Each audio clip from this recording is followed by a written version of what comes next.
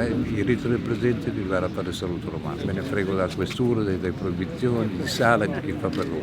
Io dirò che nessuno deve fare il saluto Viene troppo spontaneo. hanno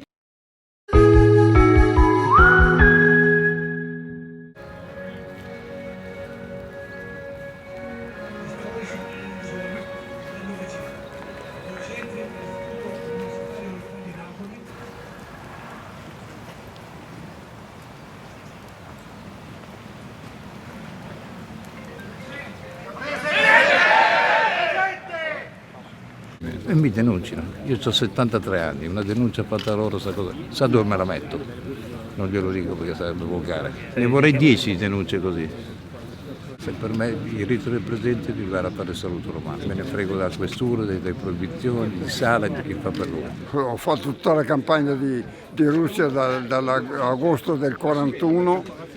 Dall'agosto del 41 al 20 dicembre del 42 e qui ci sono i miei camerati e sono tutti qua. Che cosa risponde per esempio al sindaco, al prefetto che chiedono di vietare manifestazioni di questo tipo?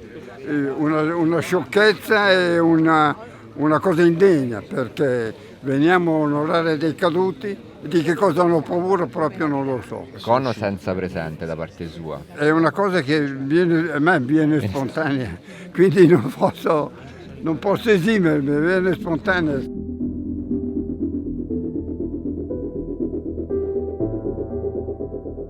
Come ogni anno, il 1° novembre si commemorano i caduti della Repubblica Sociale Italiana che sono sepolti. Si tratta di più di 1000 caduti che sono stati, le cui spoglie sono state raccolte da reduci della Repubblica Sociale Italiana, guerra finita. La manifestazione è stata vietata e spiego anche il perché tecnico. Il preavviso dato alla questura parlava di una commemorazione di carattere statico qui sul campo, quindi nessuna parata nera, nessuna manifestazione, diciamo, nessun corteo dinamico, per cui ciò che effettivamente il prefetto ha dichiarato sostanzialmente è una precisazione di quanto già era il programma della manifestazione.